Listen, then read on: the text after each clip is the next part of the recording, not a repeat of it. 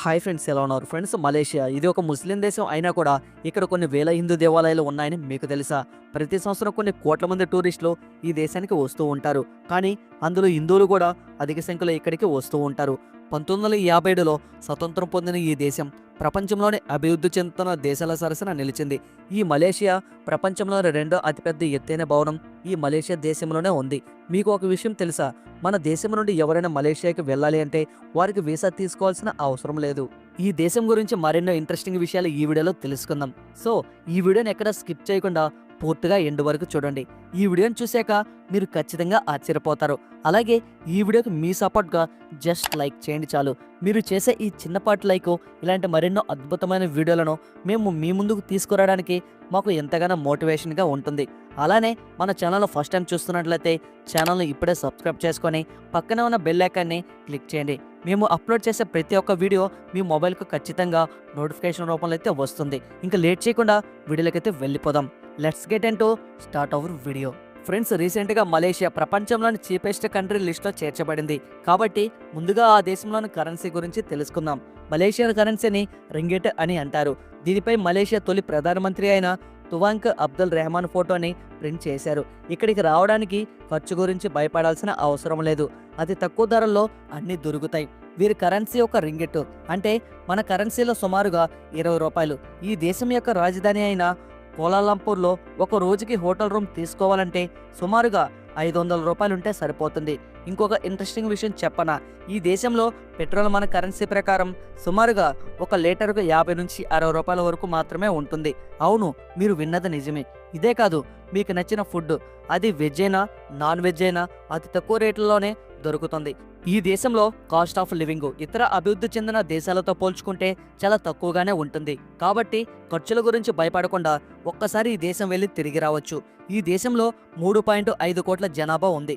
ఇందులో 61% మలేషియన్లు, 23% Chinese, 8% Indians, మరొక 8% ఇతర దేశస్తులు ఉంటారు. అఫిషియల్గా ఇది ఒక ముస్లిం దేశం, కానీ ఇక్కడ సుమారుగా మొత్తం 42,000 హిందూ దేవాలయాలు ఉన్నాయి. వీటిని చూసినప్పుడు మనకి ఒక ముస్లిం దేశంలో ఉన్నామనే భావన అస్సలు కలగదు. ఇక్కడ దేవాలయాలలో బాటుగాహులో అనే దేవాలయం ఎంతో ఫేమస్. ఇది శివపార్వతుల కుమారుడైన మురుగన్ స్వామికి చెందిన ఆలయం. ఈ ఆలయం సెలంగూర్ నగరంలోని గోంకు జిల్లాలో ఉంది. ఇక్కడ మురుగన్ స్వామి విగ్రహం 42.7 మీటర్లు అంటే 140 అడుగుల ఎత్తుతో గోల్డెన్ కలర్లో ఉండి ప్రపంచంలోనే ఎత్తైన మురుగన్ విగ్రహంగా పేరు పొందింది. ఈ దేవాలయాన్ని ప్రతిరోజు వందల సంఖ్యలో హిందువులు సందర్శిస్తారు. ఇప్పుడు ఆసియాలోనే అత్యంత ప్రసిద్ధి చెందిన మసీదు పుత్ర మసీదు గురించి తెలుసుకుందాం.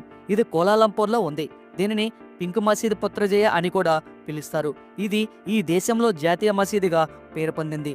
దీనిని పింక్ రోజ్ గ్రానైట్ రాళ్లతో నిర్మించారు.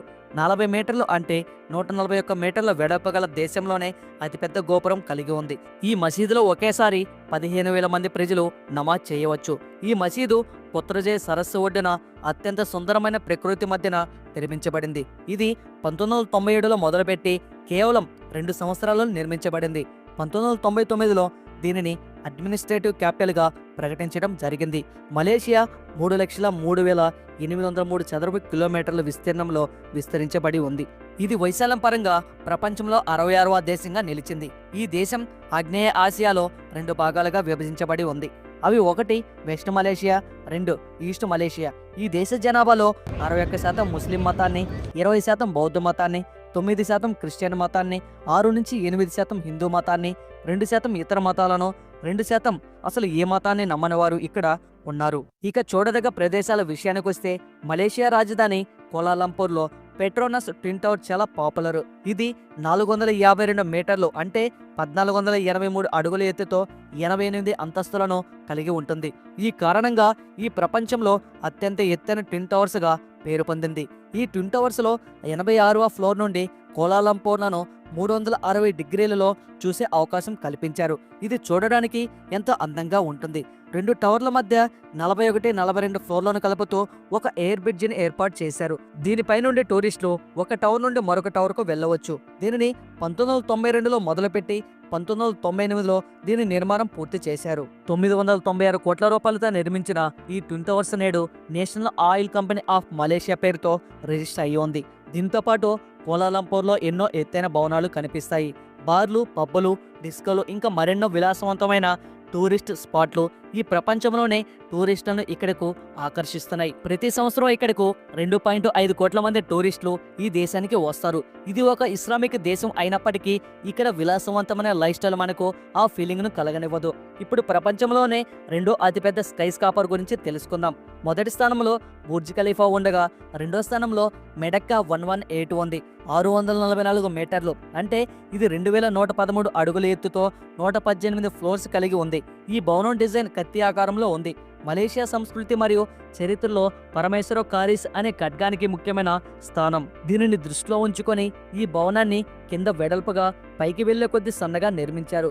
24 లక్షల చదరపు అడుగుల వైశాల్యంలో కట్టబడి ఉన్న ఈ కట్టడం కొన్ని వేల మంది నివాసం ఉండడమే కాక ఇందులో ఎన్నో కంపెనీలు తమ ఆఫీసులను నిర్వర్తిస్తున్నాయి. ఈ అద్భుతమైన నిర్మాణం రాత్రి వేళలో అందంగా మెరిసిపోయే లైటింగ్తో చూడడానికి ఎంతో ఆహ్లాదకరంగా ఉంటుంది. 118వ ఫ్లోర్ నుండి కోలాలంపూర్ మొత్తాన్ని చూడడానికి టూరిస్టులకు ఏర్పాట్లు చేయబడ్డాయి. తర్వాత లావయస్ స్కై బ్రిడ్జి, ఇది 700 మీటర్ల ఎత్తులో కొండలపై వేలాడే వంతెన. ఈ వంతెన సమీపంలో కేబుల్ కార్ ఏర్పాటు చేశారు. దీంతో వెళ్తూ ఉంటే నేచర్ని చూస్తూ ఉంటే చాలా అందంగా ఉంటుంది. నేచర్ని ఇష్టపడే వారికి బాకు నేషనల్ పార్క్ మరొక చక్కటి టూరిస్ట్ స్పాట్. ఇక్కడ సరస్సులు, మడాడోలు, వివిధ రకాల జంతువులు కూడా చూడవచ్చు. ఇక్కడ చూడడానికి జలపాతాలు కూడా ఉన్నాయి. ఇక్కడ ప్రసిద్ధి చెందిన కింగ్ ఫిషర్ పక్షులను కూడా చూడవచ్చు. 18-19 శతాబ్దాలలో ఈ దేశం బ్రిటిష్ వారి రూలింగ్లో ఉంది. ఆ తర్వాత 1957లో ఈ దేశానికి స్వతంత్రం వచ్చింది. అయితే ఇప్పటి వరకు మనం చెప్పుకున్న అభివృద్ధి అంతా కూడా గత 25 సంవత్సరాలలోనే జరిగింది. ఈ టైం పీరియడ్లోనే మలేషియాలో రియల్ ఎస్టేట్ కూడా బాగా డెవలప్ అయింది. ఈ దేశంలో ఆయిల్ అండ్ న్యాచురల్ గ్యాస్ నిల్వలు ఎక్కువగా ఉన్నాయి. వీటిని బయటకు తీసి ప్రపంచంలోని ఇతర దేశాలకు సప్లై చేయటం ద్వారా మలేషియా ఆర్థిక వ్యవస్థ అభివృద్ధికి ఆ నిల్వలు ఎంతో సహాయపడ్డాయి. వీటితో పాటు మలేషియాలో ఎలక్ట్రానిక్ వస్తువుల ఉత్పత్తి అలాగే వాటి ఎక్స్పోర్ట్స్ మలేషియా ఆర్థిక వ్యవస్థకు ఎంతో ఆదాయాన్ని తెచ్చిపెట్టాయి. ఇక వ్యవసాయం విషయానికి వస్తే ఈ దేశంలో పామాయిల్ పంట ఎక్కువగా పండించబడుతుంది.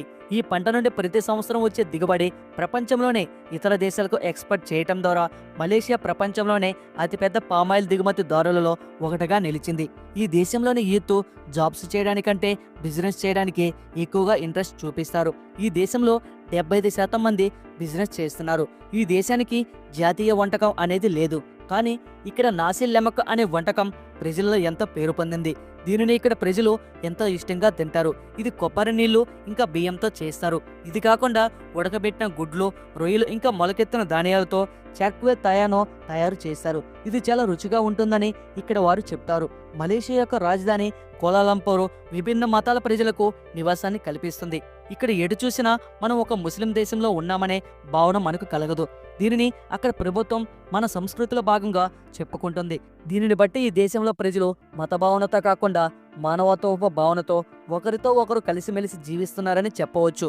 నేను ముందుగా చెప్పినట్లు భారతీయులు ఈ దేశానికి వెళ్ళడానికి భారతీయులు వీసా తీసుకోవాల్సిన పని లేదు. మన దేశ పాస్పోర్ట్కు అవకాశాన్ని మలేషియా గవర్నమెంట్ కల్పించింది.